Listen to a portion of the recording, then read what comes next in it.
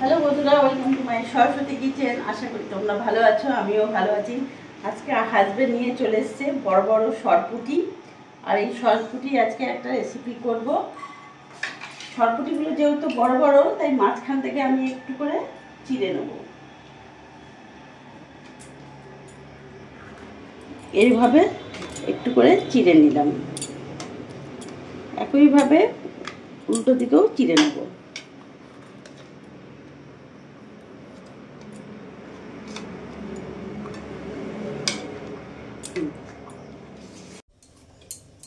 মাছে ভালো করে লবণ হলুদ মাখিয়ে নেব।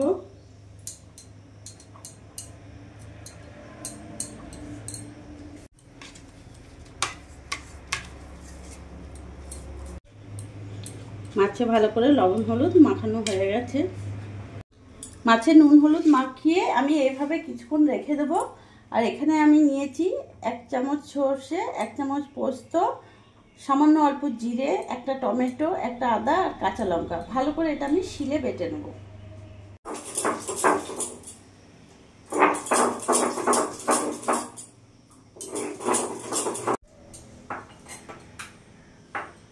ভালো করে মিহি করে বাটা হয়ে গেছে। শিলে একটু মশলার জলটা নিয়ে নেব।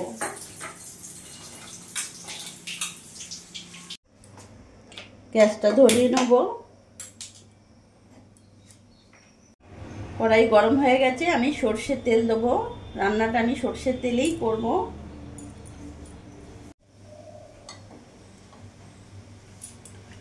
সর্ষের তেল গরম হয়ে গেছে, এবার মাছগুলো আমি এক এক করে দিয়ে দেবো। ভালো বড় সাইজের মাছ। আরো বড় ছিল। মাছটা একটু ভাজা হয়ে গেছে, আমি উল্টে দেবো।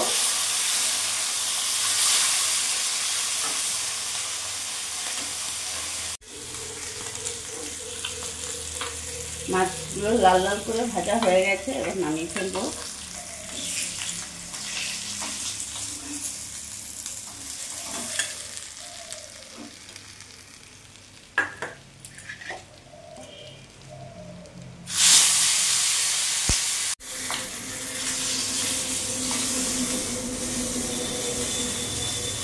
মাছগুলো ভাজা হয়ে গেছে, সব মাছ নামিয়ে ফেললাম। এবার ওই কড়াইতে আর ওই তেলের মধ্যেই আমি এখানে কালো জিরে আর গোটা শুকনো লঙ্কা ফোড়নে দিয়ে দিলাম। এরই মধ্যে সর্ষে পোস্ত বাটাটা দিয়ে দিলাম। গ্যাসের ফ্লেমটা একেবারে সিম আঁচ করবো এই সময়।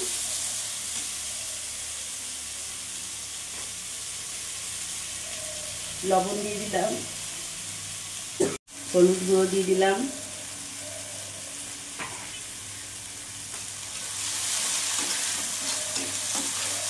ভালো করে নাড়াচাড়া করে নেব।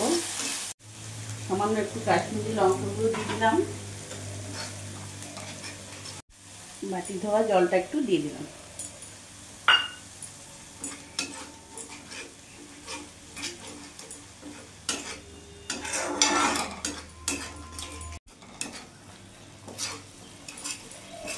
মশলাটা ভালো করে কষিয়ে নিয়েছি, এবার জল দিয়ে দেবো।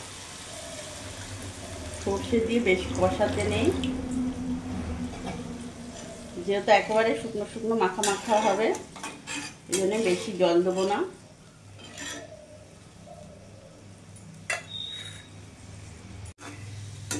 কিছুক্ষণ ফুটুক, ফুটে গেলেই আমি মাছগুলো দিয়ে দেবো।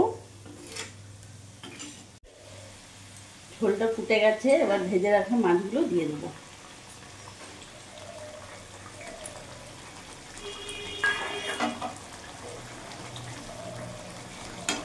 মাছ দিয়ে আমি 1 থেকে 2 মিনিট ফুটিয়ে নেব।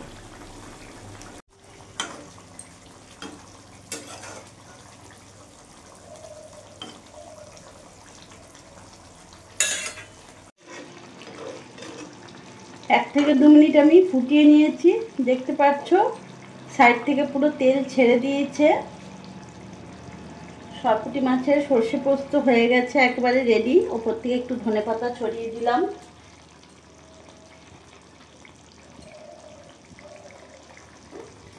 এবার গ্যাস অফ করে আমি নামিয়ে দেবো। ধনেপাতা দিয়ে আর ফোটাবো না।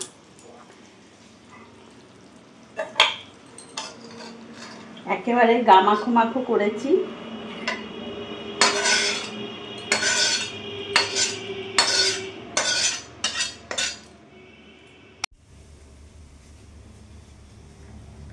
আজকে বানিয়ে ফেললাম সরপুঁটি মাছের সর্ষে পোস্ত। তো তোমরা ভিডিওটা দেখলে কেমন হয়েছে একবার অবশ্যই আমাকে জানাবে কমেন্টসে।